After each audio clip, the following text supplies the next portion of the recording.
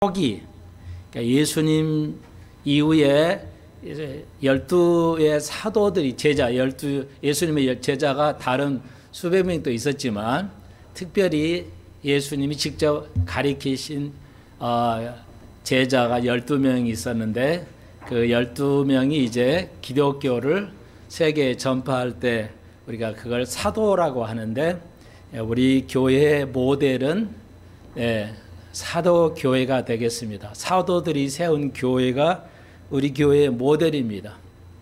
그래서 오늘 이제 그 사도들이 세운 교회를 다른 말로 원시 기독교라 할 수가 있습니다. 최초의 시작이 되는 것이 사도교회인데, 그 사도교회를 조금 요즘 말로 원시 기독교, 기독교 최초의 시작이 이제 예수님을 더불어서 이제 사도들에 의해서 시작했습니다. 그래서 초기 기독교라고도 하는데, 오늘은 더 초대 교회보다 더 앞서 시발점이 이제 사도들의 그 교회이기 때문에 오늘 원시 기독교의 모습이라 하는 제목을 가지고 오늘 좀 살펴보려고 합니다. 계속해서 저도 여러 번 고린도후서를 설교해 왔는데, 계속 우리가 배울 때마다 고린도후서도 상당하니 오늘 고린도후서 6장도 기독교의 본질을, 시작은 모든가의 본질이죠. 그래서 과학은 우주의 시작을 연구하려고 하고, 그러나 불행하게도 하나님께서 우주의 시작과 끝을 알려주지 않으셨다고 성경은 밝히 말합니다. 아무리 과학자들이 우주의 기원을 공부하더라도 알지 못하고 있습니다. 그냥 추측에 불과한 것이지, 성경은 그렇게 정확하게 얘기하고 있습니다. 그 외에 이제 우리가 기독교의 시발점은 예수와 12 사도들의 더불어 그 시작한 점을 알아야 됩니다. 모든 학문의 시작이 언제, 어떻게, 누구에 의해서 시작했느냐를 공부하는 것은 상식이죠. 그래서 그게 지금까지 어떻게 변화되어 왔느냐를 우리가 역사를 통해서 배워가야만 됩니다.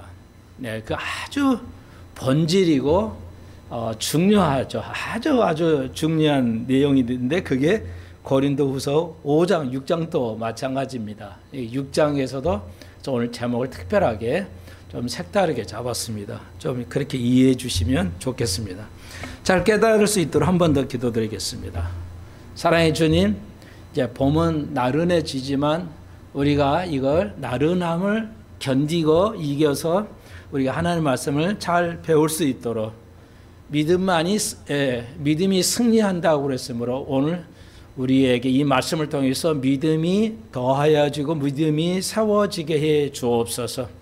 어린 생명이 자라고 믿음이 자라고 우리 어른들이 믿음의 용사가 되고 담대하고, 오늘 이 말씀이 저희의 삶을 변화시키고 생각을 변화시키고 마음을 변화시키시고, 또 육신의 질고와 마음의 아픈 것도 어루만져 주시고 간건케 하여 주옵소서. 마음을 다스리지 아니하고 어떻게 육신의 병들을 이길 수 있겠습니까? 오늘 우리의 마음이 단단해지고 새로워지게 하여 주옵소서. 예수님의 이름으로 기도합니다. 아멘.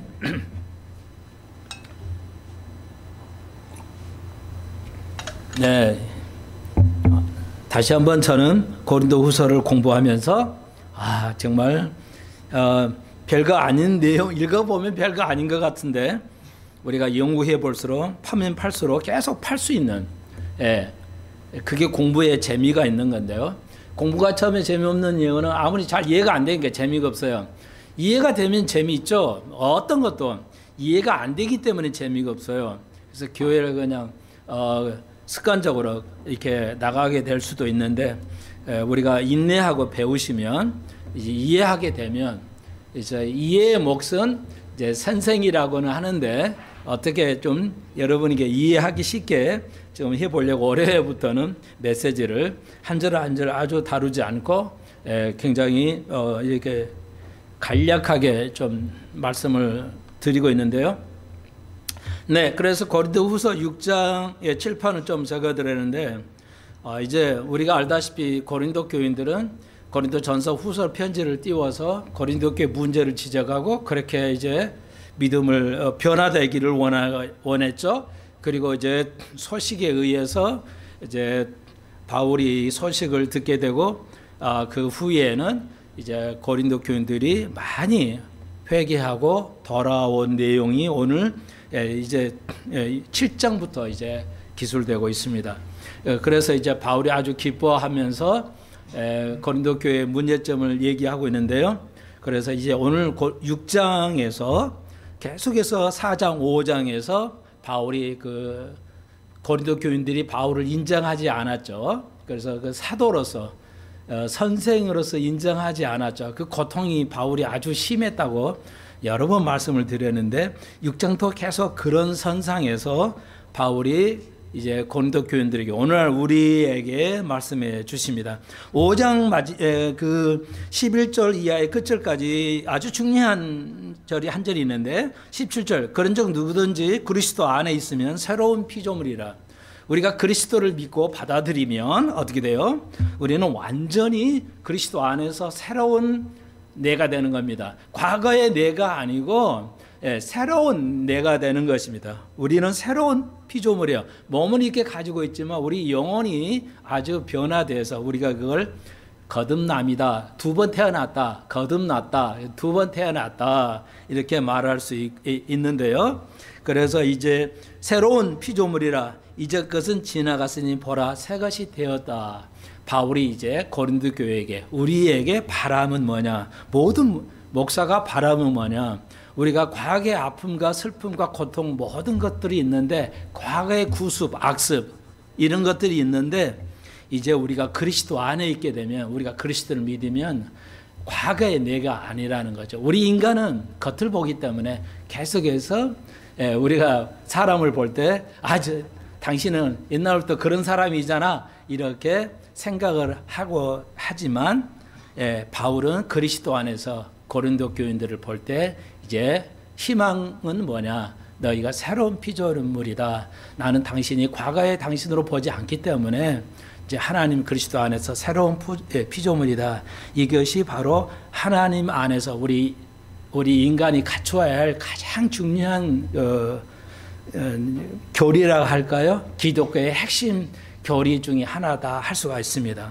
네, 다시 한번 한국 교회가 거듭남의 교리가 수십 년 전에는 한국 교회가 거듭남에 대해서 상당히 가르쳐 왔는데 내 느낌에는 오늘날 이 한국 기독교인에서 이 새로운 피조물 거듭남의 교리가 설정되어 버리지 않냐.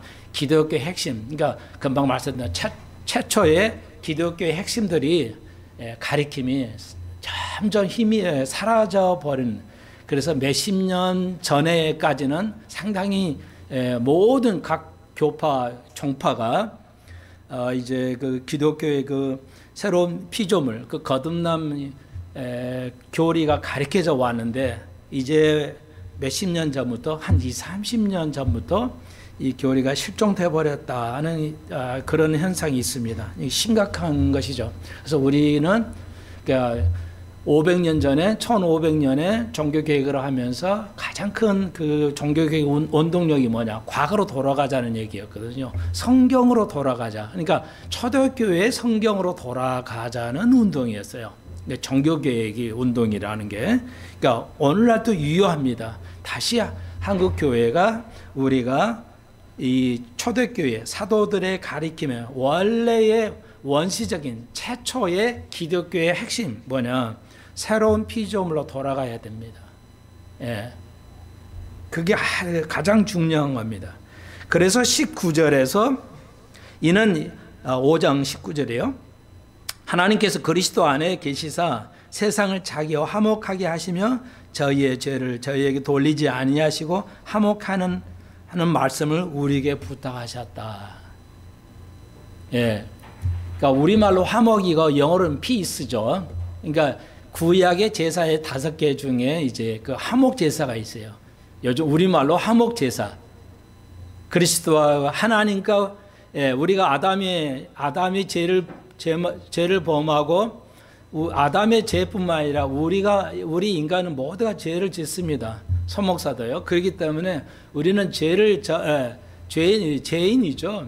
그런데 그러면 하나님과 우리가 이제 화목하지 않게 됩니다. 하나님과 우리의 관계는 죄가 없어야 화목하고 그분하고 우리가 교제를 나눌 수가 있는데, 우리가 아담의 죄와 우리의 죄, 살면서 우리가 죄가 있기 때문에 우리가 하나님과 화목할 수가 없습니다. 하나님과 교제를 나눌 수 없어요. 하나님과 가까워질 수가 없어요. 네. 우리가 그건 이해할 수 있잖아요. 그래서 바울이 고린도 교회에 심각한 문제 있던 고린도 교회에 이 부탁을 하죠. 하나님이 그러나 예수께서 죄가 없는 죄를 아까 21절에서 죄를 알지 못하는, 그러니까 죄가 없다는 의미예요. 그러니까 죄가 없는 예수 그리스도가 이제 어린 양이 자기 애가 대신해서 그 죄를 감당함으로 죽음을 당하시고 부활하심으로써 하나님과 우리가 화목하게 되었다, 이것입니다. 이걸 이제 받아들여야 된다는 것이죠. 네. 그래서 이제 우리가 더 적용하자면 우리가 가장 중요한 게 이제 6장에 나갈 때 조금 제가 못했던 걸 다시 한번 언급해 드리는데, 우리가 가장 중요한 것은 우리가 거듭나야 돼요. 그러니까 우리가 거듭나면 하나님과 우리가 이제 화목하게 될 수 있다. 그걸 적용하면 우리가 이제 모든 사람, 하나님과 우리하고도 화목해야 되고, 우리가 이제 사람에게도, 모든 사람에게도 화목해야 평화를 누릴 수 있어야 된다. 바울이 지금 이렇게 말씀드리고 있어요. 그러니까 이제 그게 조금 더 나아가도록 해봅시다. 그러면서 우리가 전 시간에 배웠지만 우리가 이제 그 할 일이 뭐냐, 사신이 되어진다는 거죠. 우리가 하나님과 우리하고 또 우리가 우리끼리에 화목하게 해야 할 우리야 대사가 우리가 인명이다. 이걸 6장에서 계속 지금 이어서 계속 같은 내용으로 언급하고 있습니다. 그러면서 바울이 이제 내가 스스로 청거한다. 내가 스스로 이 사명을 감당하기 위해서 이제 계속해서 6장에도 써내려가고 있는 거 오늘 봉독하듯이 6장 1절에서부터 13절까지 그리스도의 대사는 뭐냐? 이 4절에서 하나님의 일꾼이다, 이렇게 말하고 있습니다. 네, 어렵지 않죠? 자, 그래서 6장 1절로부터 다시 가보면 우리가 하나님께 함께 일하는 자다. 뭘 위해서? 하나님과 나의 관계와 나와 다른 사람의 관계를 화목케 해야 할 사명을 가지고 있는데, 그걸 위해 우리가 태어나는데, 우리는 나 혼자 이 일을 감당하는 게 아니라 내가 하나님을 위해서 이 일을 감당하기라기보다는 굉장히 중요한 전치사가 있는데, 함께 그리스도하고 하나님과 내가 이 일을 나 혼자 하는 게 아니라 하나님과 함께 일을 한다는 거죠. 이 엄청난 겁니다. 여러분이 모든 어떤 일을 하더라도 하나님과 함께 일을 한다는 겁니다. 그래서 여러분은 애롭지 않다는 것이죠. 우리는 이제 항상 고뇌하고 애로움을 느끼고 고통을 느끼지만, 우리가 이해할 것은 우리가 무슨 일을 하든지 하나님과 같이 어떤 일을 계속 하고 있다는 격려를 바울이 하고 있습니다. 네. 대통령과 말 한마디 나누는 것도 그러잖아요. 대통령과 식사 한번 하는 거 최대 영광이잖아요. 아마 전환길은 일평생에 이 땅에 성공한 사람이겠지만, 또 대통령의 그 식사 한번 대접 받음으로써 초빙 받으면 어마어마한 자랑거리잖아요. 근데 우리는 대사로서 하나님과 함께 한다는 것이죠. 우리는 이런 믿음을 가져야 돼요. 그렇지 않기 때문에 우리가 어떤 하나님을 하는데 실망감도 생기고 어려움도 생기고 고뇌감도 느끼고 외로움도 느끼죠. 우리가 나이가 들어가면 자녀들이 함께 할 수는 없잖아요. 그 자녀들도 자식을 낳고 또 키워야 되니까 바빠요. 자녀들이 나빠서가 아니라 자식이 그 밑에 또 자식을 키우려면 그렇게 할 수밖에 없죠. 그러니까 부모가 상당히 멀어져 가죠. 근데 하나님께서는 우리와 함께 일을 하신다는 거죠.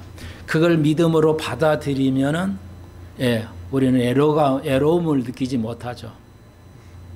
그렇지만 그걸 우리가 이런 말씀을 들어보거나 받아들이지 못하면 우리는 항상 애로움을 느껴요. 어른들의 나이 드신 어르신들의 가장 고통이 뭐예요? 돈이 아니라 애로움이거든요.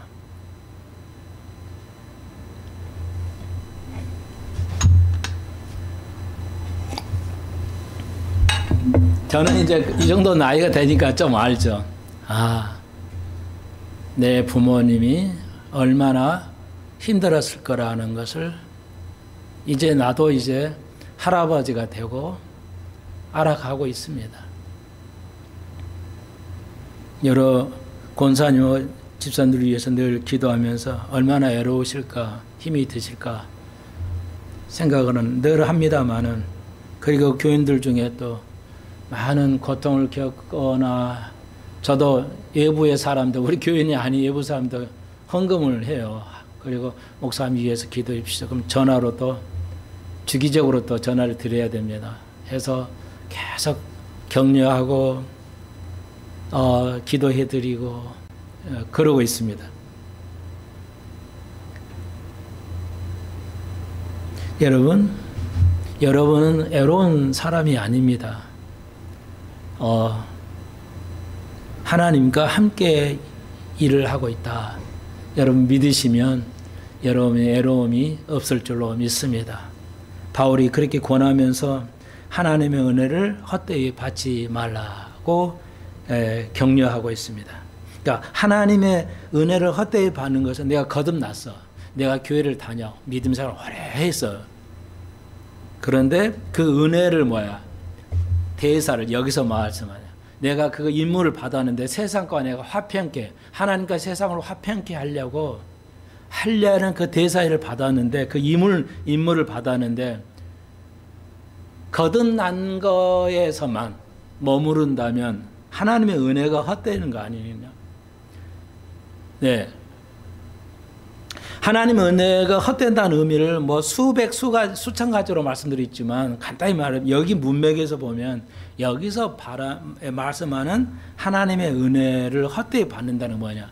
그러니까 내가 거듭만 나지 다른 사람과 또 하나님과의 내가 하나님과의 더 화평해야 되고, 또 그리스도 하신 것처럼 우리가 사람들끼리 또 많은 믿지 않는 자들에게 복음을 전하는 것, 그것이 등한시 된다면 그건 하나님의 은혜를 헛되이 받는 것이다. 이렇게 이야기할 수가 있습니다. 우리는 이 땅에 밥 먹고 걱정 없이 사는 것이 하나님의 대사가 아니고, 대사는 자기의 생각으로 하지 않아요. 하나님의 뜻대로, 그 보내신 자의 뜻대로 그냥 전하면 되는 게 대사의 임무입니다. 네. 근데 오늘날 전 세계도 마찬가지지만 우리나라 사람들도 누구의 대통령을 대행한다, 혹은 국민을 대행한다, 국회의원들에게죠. 이러시면 자기 뜻을 정치에 넣으면 안 됩니다. 자기의 뜻을, 제가 가만히 뉴스는 많이는 안 보지만 이렇게 보면 순간순간 이렇게 흘러가는 거 보면요, 좀 말씀드리기가 좀 그러는데, 법을 바꾸는 거, 이제 국회에서 또 정부하고 정부 대통령을 대행하는 사람이나 국회의원들이 법을 지금 바꾸고 있어요. 보면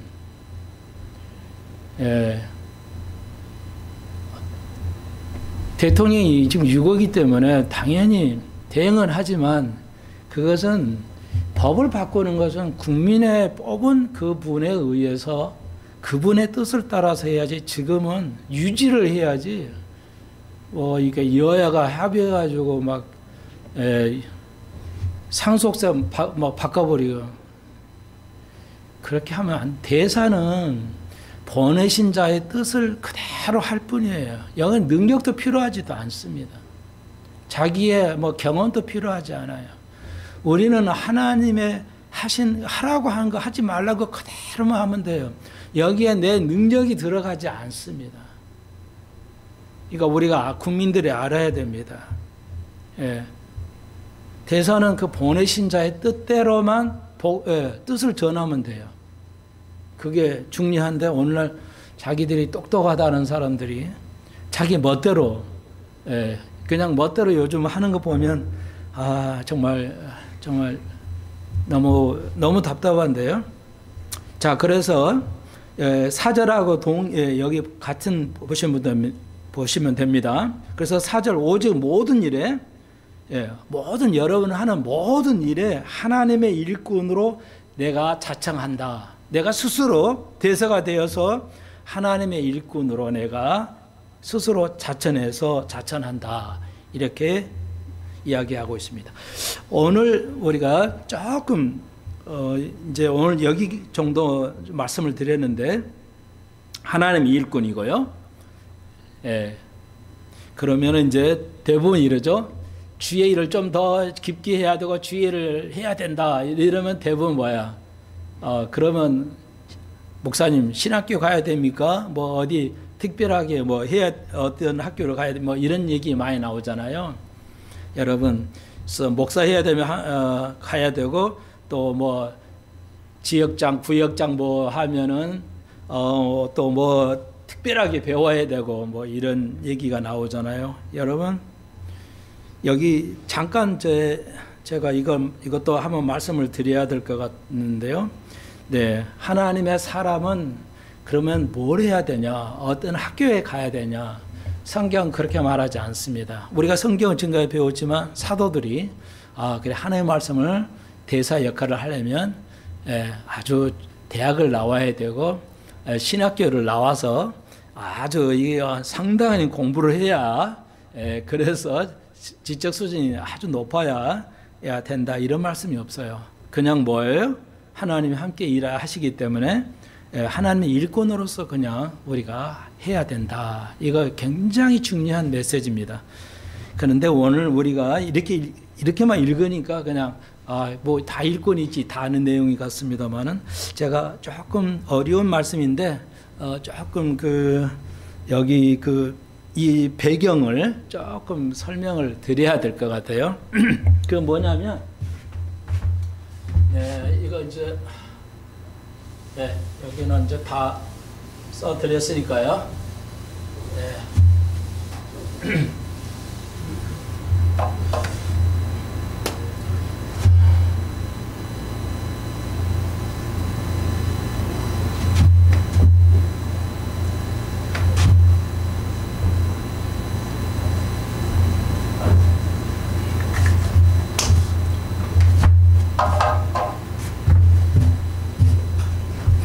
네, 영어로 이제 모더니즘이라는 말이 있는데요.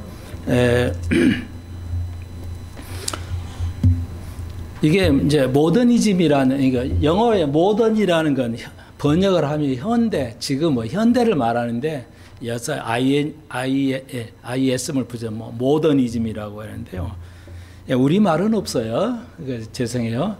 할 수 없이 영어를 쓸 수밖에 없는데 모더니즘이라는 것은 그 현대니까 현대주의 이렇게 번역을 하면 안 됩니다. 너무 전혀 현대라는 말하고 관련이 거의 없습니다.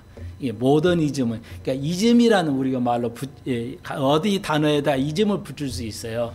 귀찮다 그래서 귀찬이즘 이러잖아 애들이 젊은 아이들이 젊어졌을 때 귀찮다 그래서 귀차니즘. 신앙생활에 가장 힘든 게 마귀가 아니고요. 신앙생활의 가장 큰 적은 귀차니즘입니다. 아이들이 우리도 마찬가지 어른들도 가장 신앙의 적이 되는 것이 뭐냐면 내 속에 있는 귀차니즘, 귀찮다는 거예요. 하기 싫다, 귀찮다 이거죠. 주로 대부분이 마귀를 언급하고요. 마귀가 우리 마음에 하면 막 그래 그것도 하는데 저는 이 게으름, 이거 귀차니즘은 게으름이라고 봅니다. 운동도 게을러서 하기가 힘들어요. 그래서 저번 주에 내가 특별히 언급해 드렸지만 아침에 일어나시면 3번 정도는 헹구십시오. 입을 반드시 가글을 하셔야 돼요. 균이 엄청 많기 때문에 그것만 꾸준히 하셔도 이제 치매를 예방할 수 있답니다. 제 얘기가 아니에요. 그쪽에 이제 전문가들에 의해 하시는 말씀을 제가 여러분에게 아시겠지만, 귀찮잖아요. 아침 일찍 일어나자마자 안에 그 아주 균들이 세균이 많기 때문에 세균이 왜 입에 세균이 문제되냐면 세균은 이 뇌에 못 들어가는데 코를 통해서만 들어갈 수 있다고 그래요. 그래서 입하고 코는 연결되어 있기 때문에 속에 있는 것이 입에 있는 균이 세균을 통해서 이제 이렇게 뇌로 들어갈 수 있어요. 그 들어가면 이제 우리가 치매에 걸리게 되는 거죠. 그러니까 간단해요. 근데 이게 굉장히 귀찮잖아요. 운동 계속 하려면 귀찮잖아요. 뭐 나이 들어서 힘이 들어가지고 못 하겠네. 다시 한번 하지만 40대, 50대에 운동하는 습관을 들어놓지 않으면 운동하기 싫어지죠. 그러니까 귀찮아지는 거예요. 아이들은 공부하기 싫잖아요. 그러니까 공부를 안 하게 돼요. 그러니까 마귀 탓을 하면 안 된다는 겁니다. 많은 목사들이 마귀 탓을 하는데 너무 막연해요. 근데 안 해요. 내 속에 있는 것이 더 문제가 된다. 그러니까 마귀는 우리 마음에 아유 너 귀찮지? 오늘 교회 안 가도 돼. 혹은 운동하지 마. 귀찮잖아. 날씨 때문에 귀찮잖아. 막 이러죠. 저는 그러니까 아침마다 이제 집에서 운동을 지금까지 해왔는데요. 아침 뭐 밖에 나가서 운동하려면 비 오고 춥고 하면 위험하잖아요. 나이 드신 분들은 가능한 한 집에서 하십시오. 전 시간 알려드렸듯이 제일 하체를 훈련해야 되는데 귀찮아서 못하겠다. 걸어서는 요즘 효과가 없습니다, 여러분. 걸어서는 걸으시려면 아파트에 7분 동안 이 계단 운동을 하시면 걷는 거 40분의 효과가 있다고 그래요. 그러니까 걷기 40분 하고 계단을 오르락 7분을 오르락 내리락 하시면 동일한 효과가 있다. 그러니까 다시 한번 하체가 건강하셔야 오래 사실 수 있고요. 기도 많이 한다고 오래 사는 거 아닙니다. 그러시니까 꾸준하게 계단 걷기 하시거나 나는 무릎이 안 좋아서 못하겠다고 하시면 누워서 침대에서 이렇게 누우셔서 이렇게 자전거 타시요. 자전거 타듯이 누워서 이렇게 자전거를 10분 정도 타고 5분 이상 타기 힘든데 하여튼 최대한 10분 정도까지 타보십시오. 아침 저녁에 한두 번만. 그러시면 됩니다. 귀찮을 거 없잖아요. 제발 그렇게 하십시오. 여러분을 위해서.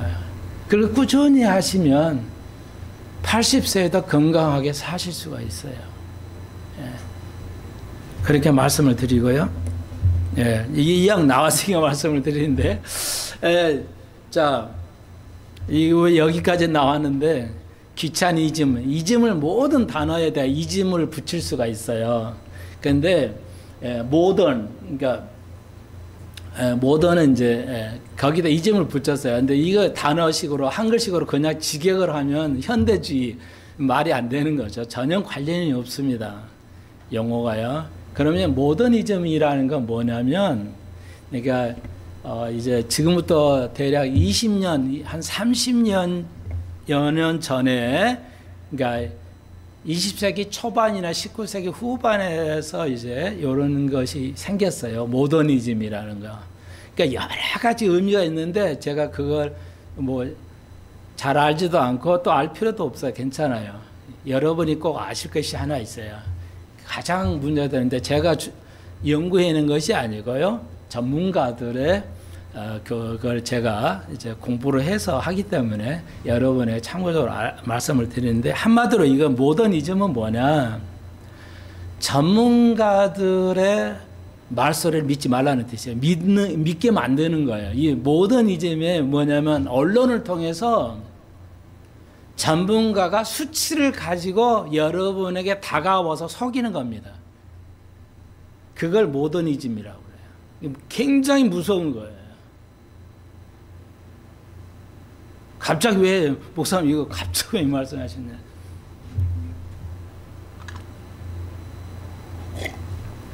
자, 이거 굉장히 중요한 겁니다. 좀 이해가 되실는지 모르겠는데 성령께서 이제 제가 의탁을 하고요.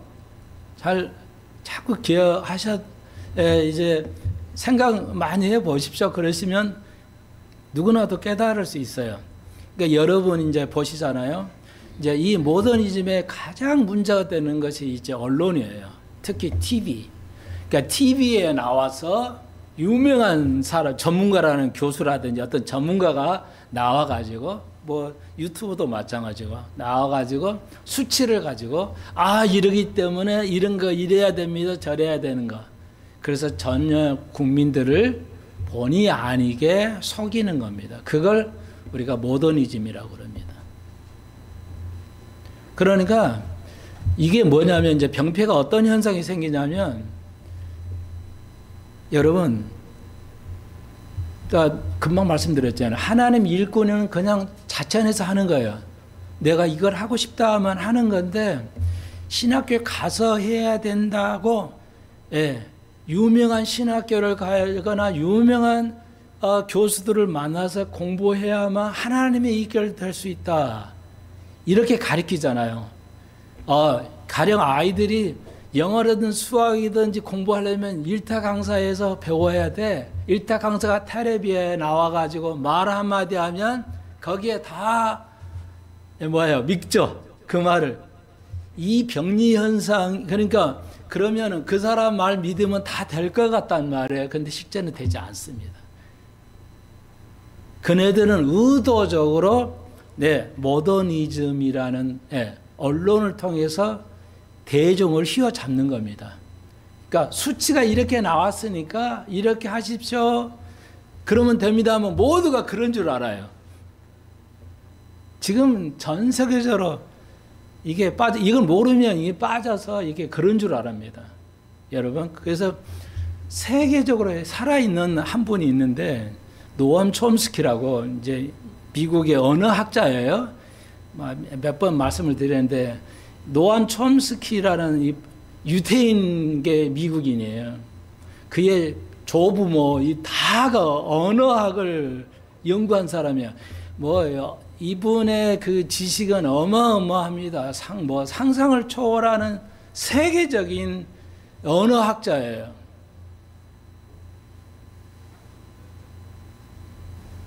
근데 언어학도 유대계가 다 잡고 있어요. 유태인이. 근데 우리나라에서 그러죠. 대부분 유명한 영어 강사 이런 사람들이 나와가지고 텔레비 뭐라고 그래요. 이거 이렇게 해야 됩니다. 저렇게 해야 된다고 막 가르치면 학부형들이 그래, 저분한테 가서 배워야 돼. 돈 엄청 들이고 어떤 분은 막 1억을 썼는데 의대 가는 거 실패했다 이런 말 나오잖아요. 영어 유치원 보내잖아요. 몇백만 원 들여서요. 초등학교 3학년 되면 영어 다 잃어버립니다. 왜? 유치원 때는 영어로만 쓰거든요. 영어만 해. 절대 한글은 안 돼. 이러잖아요. 근데 이제 초등학교 한국에 사니까 학교를 보내야죠. 학교에서 영어를 안 쓰잖아요. 그러니까 이제 3년이면은요, 아이들이 다 잊어버려요. 영어를. 그래서 노암 촘스키가 뭐라고 그랬냐면 영어는 교실에서 배울 수 없습니다. 유명한 말을 남겼어요. 현존하고 있는 사람이에요. 영어는 교실에서 가르칠 수 없다. 근데 유명한 이렇게 좀 유명한 일타 강사들이 나와서 영어 이렇게 해야 됩니다. 다 되는 줄 알고요. 근데 놀랍게도 촘스키는 우리나라 텔레비 안 나오잖아요. 그러니까 못 보니까 이 사람 이 부분을 따라야 한다는 속게 돼요. 본의 아니게. 여러분, 죄송하지만 텔레비에 나오는 전문가의 의견을 믿으시면 안 됩니다. 어떤 분야다. 유명한 목사가 금방 말씀드렸지만 너무 멋있게 하는데 뭐야? 여기서 그러니까 뭐 하나 이게 지금 뭐예요? 금방 말씀드렸지. 중생의 교리, 거듭남의 교리가 전혀 들을 수가 없어요. 예, 죄송하지만 연대 신학과가 있어요. 연대 신학대학원은 있어요, 아직도. 근데 그 신학대학 교수들 보시면요, 말 기가 막히게 잘합니다. 네, 우리가 배우는 거 배워야 할 그런 얘기가 없어요. 뭐라고 하냐? 예, 연대가 많이 변했어요. 언더우드가 아펜셀러가 언더우드를 세워가지고요. 예, 언더우드가 이화대학을 세워가지고 이 땅에 하나님의 사람, 하나님의 일꾼을 키우자고 세웠어요. 처음에는. 근데 지금은 뭐야? 대학이 발달하다 보니까 대학으로 갔죠. 이제 신학이라는 거 껍데기만 있어요.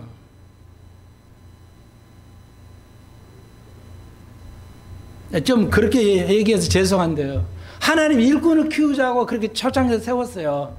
미국의 언더우드 아펜셀러가 신학 선교사가 이 땅에 와서. 근데 학교가 커지니까 뭐야? 완전히 다른 세상이 돼버립니다. 뭐만? 신학교만. 신학교는 그냥 껍데기만 있어요. 그 들어가서 배우면 뭐야?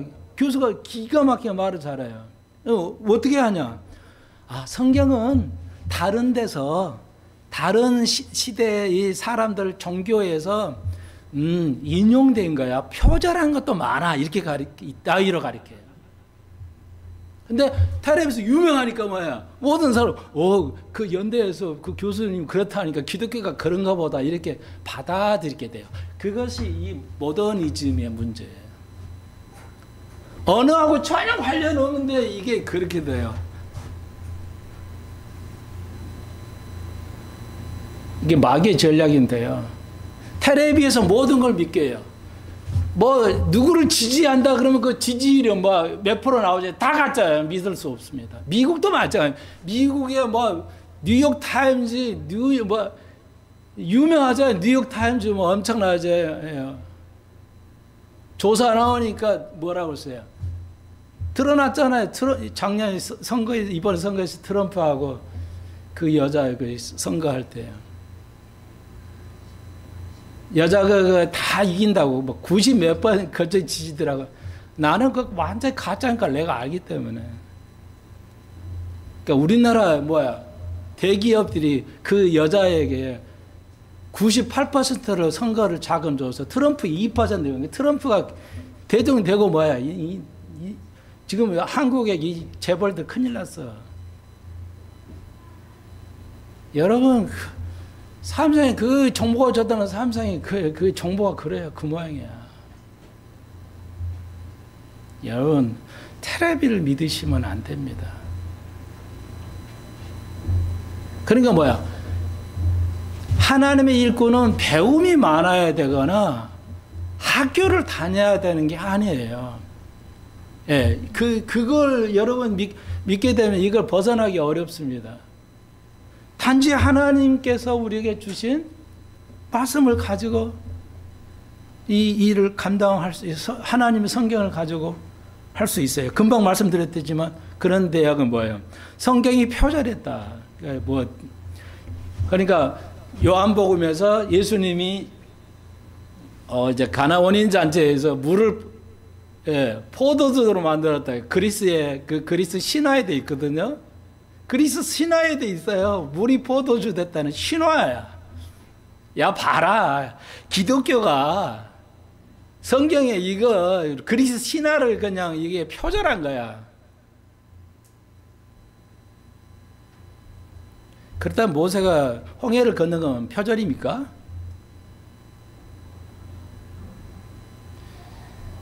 이게 무서운 겁니다, 이게. 언어는요, 이제 정리해드리자면, 언어는 태어날 때 자동으로 유전돼서 언어를 배우는 거예요. 그렇지 않아요? 아기가 뭐 영어 할 거로 태어나요. 딱 그 3살 되면 다 배웁니다. 그냥 자동으로 배워져요. 자동으로 언어라는 게. 30 돼서 배우려면 이제 무지하게 고통스럽죠. 예를 들면 그래요. 그래서 여러분의 판단력이 필요합니다. 이 굉장히 중요한 의미입니다.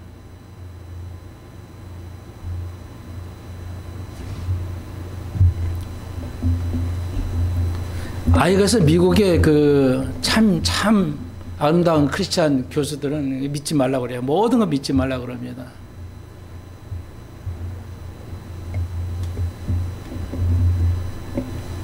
여러분 의사가 나와서 하니까 의사는 다 잘할 거라고, 틀리지 않을 거라고, 신학대학 교수는 틀리지 않을 거라는데 딱 제가 들어보면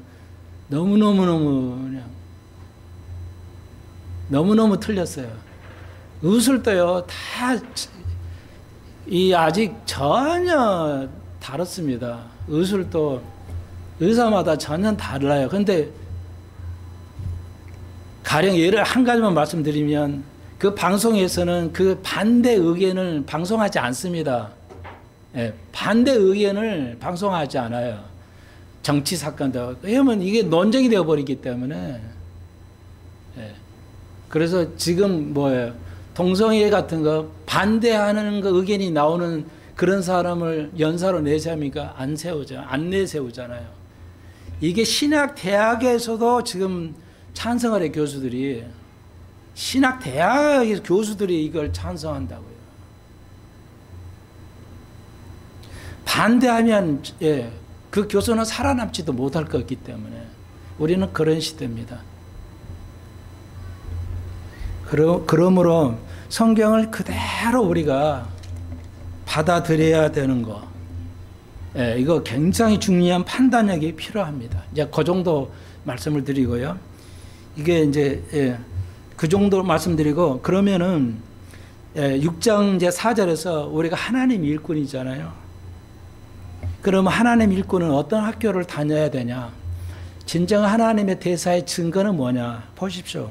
이 4절에 많은 견디는 거예요. 많은 것을 견디는 겁니다. 오래 참아야 된다는 거죠. 이거 굉장히 중요한 내용인데요. 내가 하나님의 일꾼이라는 건 내 때려가 필요한 게 아니고요. 진정 하나님의 일은 뭐냐? 내가 많은 것을 견디고 참는 겁니다. 그게 하나님의 사람이고 하나님의 대사의 자격이 되는 겁니다. 어떤 글로 써서 어떤 걸 공부해야만이 자격증이 부여되는 게 아니라, 그러니까 기독교는 완전 초기 기독교는 이게 원시 기독교라는 것은 오늘날 기독교하고 완전히 다릅니다. 완전히 달라요. 불교도 그래요. 불교도 원시 불교하고 대승 불교에서 소승 불교, 현대 불교 올 때 다 달라요. 불교도 다 달라져 버렸어요. 원시 불교가 아닙니다. 개신교, 기독교도 마찬가지. 오면서 너무 달라졌어요. 우리가 그래서 그 초기 기독교를 우리 정확하게 이해해야 됩니다. 그러니까 성경을 봐야 돼요. 그래서 다시 한번요. 성경이 그래서 예수님도 사도도 그렇게 가르친 적 없어요. 이거 복음 전하고 이거 신약은 헬라어로 되어 있고 구약은 히브리어니까 이게 언어 정복해야 돼. 언어학과도 가야 되고 이거 해야 되고 그런 거 없어요. 여러분 없잖아요.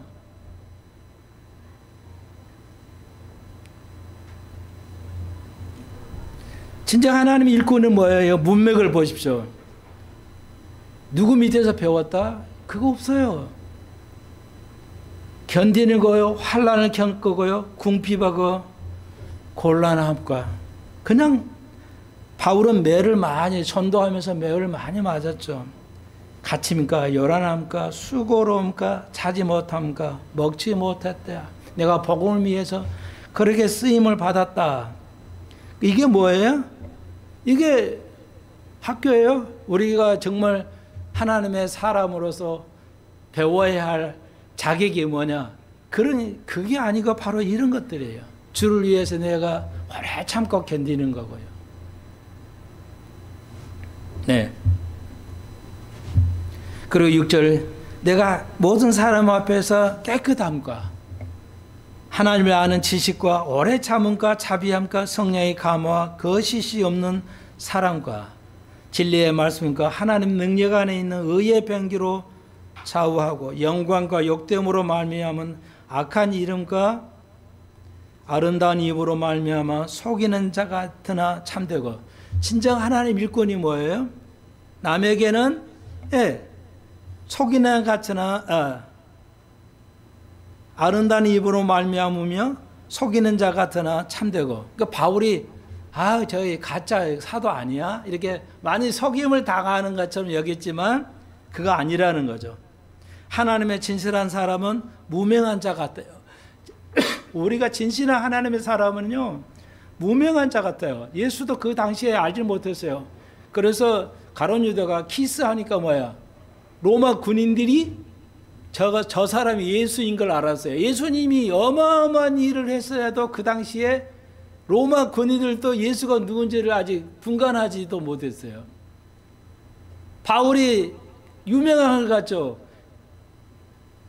그 당시에 베토벤 같으면 그 당시에 유명한 것 같죠. 여러분, 촘스키 영어를 배우는 아이들이에요. 촘스키를 몰라요. 말도 안 되죠.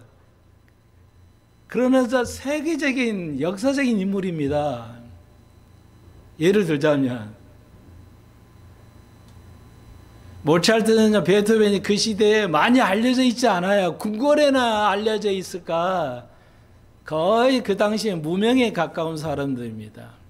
여러분이 음악가 하면, 현대 음악가 하면 더 모르시죠. 션베르크 하면은 독일계 유태인인데요. 유태인일계 독일 사람이에요.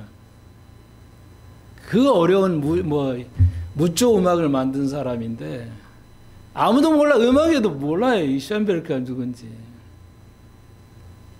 하나님의 사람은 무명한 자예요. 여러분, 세상에서 유명하게 나오려고 하자. 기스자는 목사들이 텔레비만 나오면, 저도 텔레비 나오면 CBS나 CTS 나오면 엄청 나올까요? 유명해서 엄청 볼 거예요. 그런 거 의지하면 안 돼요. 돈 벌려고 하기 때문에 성공하려니까 TV에 나오는 거거든요.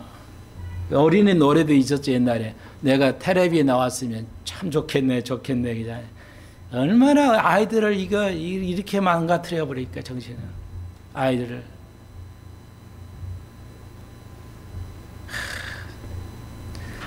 진실한 하나님의 사람은 무명한 사람처럼 사는 겁니다. 유명한 거 되려고 하면 안 돼요.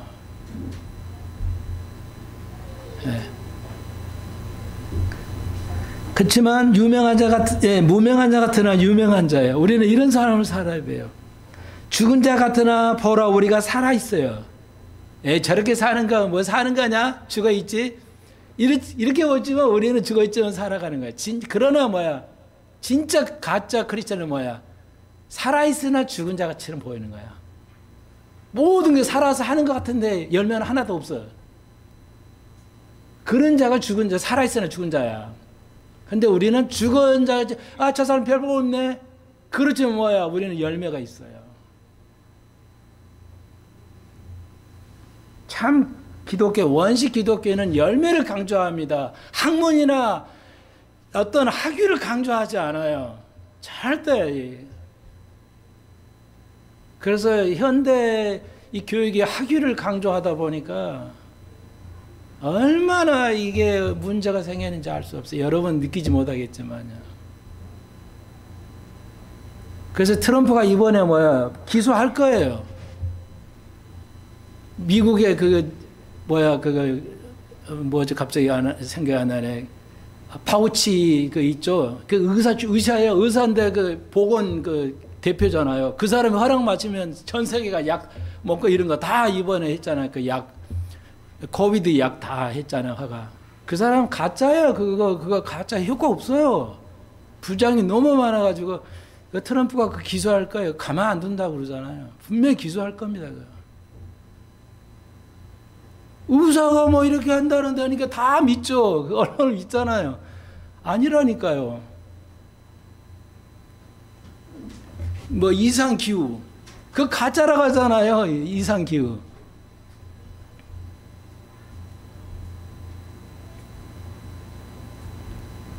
아니에요. 다 돈하고 관련돼 있어. 돈하고. 제 얘기가 아닙니다.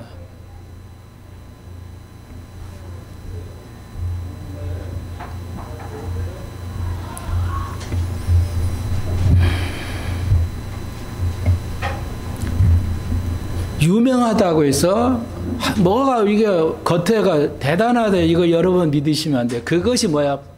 모더니즘입니다. 언론에 만드는 거예요. 이렇게 공부하면 엄청 된다는데 아이들 안 됩니다. 그러면 대한민국이 다 해야지. 영어에 뭐 유명한 사람 얼마나 많아요. 한두 명이야. 얼마 많아. 그럼 다 돼야지. 다 안 되잖아요. 뭐 수학 천재, 산사들 얼마 많아요. 그런데 우리나라 95%가 국민의 95%가 수학을 배우지 뭐야. 100% 수학 배우지 뭐야. 95%가 수포자잖아요. 영포자 60%, 수포자 95%. 현실이잖아요. 그건 믿으시면 안 돼요. 이 얘기예요. 우리가 살면서 징계받은 자 같으나 죽임을 당하지 않고 근심하는 자 같으나 항상 기뻐하고, 우리가 근심하는 자 같으면 항상 기뻐하라고 그랬죠. 가난한 같이 사는 것 같지만 많은 사람을 부욕해 하지 않아요.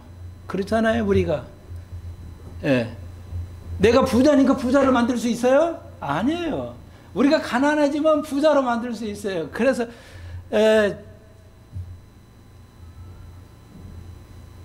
이걸 기도하고 있어요. 우리 교인들 좀 부유하게 좀 살았으면 좋겠는데, 나를 위해서가 아니라요. 내 성공을 위해서가 아니라 평생을 저렇게 고생하는 보면 내가 어떻게 뭐로 이루하겠습니까? 주님께서 역사해 달라고 늘 기도하죠.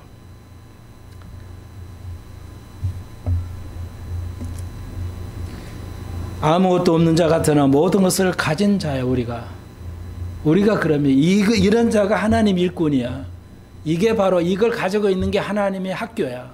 하나님의 학교는 그 유명한데 그래서 그렇게 다니는 것이 아니에요. 이해하시겠죠? 정리하겠어요.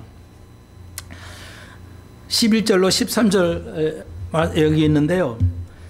제가 읽어드릴게요. 고린도인들여, 너희를 향하여 우리의 입이 열리고 우리의 마음이 넓었으니 너희가 우리 안에서 좁아진 것이 아니라 오직 너희 심정에서 좁아진 것이라. 내가 너희 자녀의 말하듯이 보답하느냐고 너희도 마음을 넓히라. 우리가 마음을 넓힌 게 좁은 게 아니다. 너희가 마음을 넓혀라. 이 말이 참 어려워요. 이게 뭔 말이야. 알듯 모르듯 하잖아요. 제가 좀 쉽게 말씀을 드리면 이거 하나만 할게요.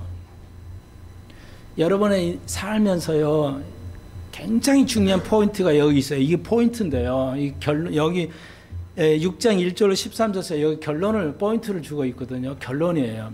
뭐냐면 이런 거잖아요. 여러분이 누군가에 대해서 쟤는 왜 꼭 나를 그냥 이렇게 감정적으로 대하나? 감정을 가지고 있냐고 이렇게 우리가 고통스러워 하잖아요. 우리가 인간관계 하다 보면, 왜 쟤는 꼭 나에 대해서 감정을 안 좋게 가지고 있어? 이런 걸 하잖아요. 부부 사이끼리에도, 늘 감정이 있어? 뭐 이러든지 뭐 이렇게 얘기를 하잖아요. 생각을 하죠. 근데 이 말의 의미는 잘 생각해 보세요. 이 뜻이야, 바울이. 내가 너희들에게 왜 너희들의 그 문제를 내가 지적하는 거, 내가 너희들에게 그 어떤 악한 마음을 가지고 있는 게 아니야. 내가 쫌생으로서 이렇게 하는 게 아니야. 이런 뜻이에요. 근데 놀라운 게 있어요. 뭐냐면, 그러니까 내가 다른 사람이 나에게 대해서 굉장히 감정을 가지고 있거나 이럴 때 가장 중요한 건 뭐냐면, 내가 내 자신이 그 사람에 대해서 감정을 가지고 있을 수도 있다는 뜻입니다. 이해하시겠어요? 저 사람이 나에게 감정을 가지고 있으니까 내가 참 기분 나쁜데, 뭐 이런 소리를 들어서 기분 나쁜데, 거기에는 내가 그 사람에게 대해서 어떤 감정을 가질 수 있다는 관점을 봐야 된다는 거예요. 부부 사이에서 특히 그걸 있잖아요. 내가 다른 사람에 대해서 오케이 그렇게 좋지 않은 감정을 가지고 있는 거 아닌가. 후한 이런 감정을 가지고 있지 않기 때문에 그 사람을 내가 그렇게 볼 수 있지 않냐. 속 좀 넓혀라. 니들이 나를 볼 때 잘못 보고 있다. 바울이 뭐예요? 내가 속이 좁은 게 아니라, 내가 속이 좁아서 너를 그렇게 판단한 게 아니라 너희들이 속이 좁아서 나를 그렇게 오해하고 판단한다. 이 뜻이에요. 이해하시겠어요? 인간관계에서 남이 나에게보다 내가 상대방에게 호의를 베푸지 않고 이렇게 안 좋게 보는 것이 더 있을 수 있다는 거예요. 바울이 그걸 지적하는 겁니다. 나는 결코 너희들에게 좁은 마음을 가지고 있지 않는다. 너희들이 마음을 넓혀야 된다고 바울이 말하고 있습니다. 그러니까 우리는 모든 일에서 남 탓을 하는 경향이 많아요. 자기보다 남 탓을 할 수가 있대요.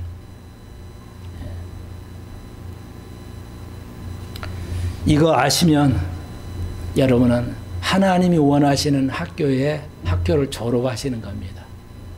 여러분이 이걸 아시면 상대방의 마음을 알아주고 이해할 수 있다면 여러분은 가장 하나님의 일꾼이다 할 수가 있습니다. 내 때리나 학이나 그런 게 필요하지 않아요. 세상 교회 일만 아니라 세상의 모든 일도 음악을 하면 됐지 무슨 음악 박사가 왜 필요합니까?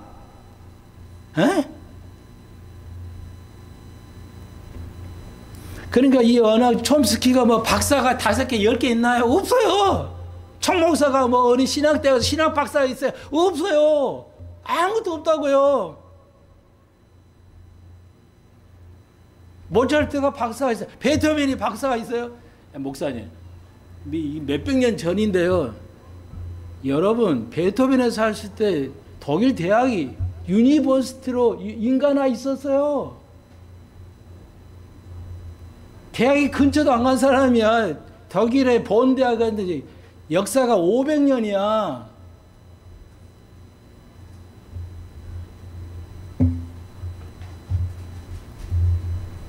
기도해 주십시다. 주님, 우리는 주를 위해서 얼마나 주를 믿어서 우리가 더 편하고 더 좋은 부유하게 살려는 것인데 바울은 하나님의 일꾼은 목마르고 고통받고 배가 고플 때도 있었다고 바울은 얘기합니다. 우리가 진정 하나님의 학교, 하나님의 일꾼의 증명을 가지고 살아가는 수평서 가족들, 우리가 세상에 알려져 있지 못한 무명이 같으나 하나님, 그러나 우리가 고뇌하지 않고 외로워하지 않고 하나님과 함께 이 사역을 감당하고 있습니다. 주님 함께 해주시고 우리 수평서 가족들 낙심하거나 외로워하지 않고 주와 함께 기뻐하면서 살아갈 수 있는 수평서 가족들 되게 해 주옵소서. 참 기독교 깨달을 수 있는 귀한 저희들 되게 해 주옵소서. 예수님의 이름으로 기도합니다. 아멘.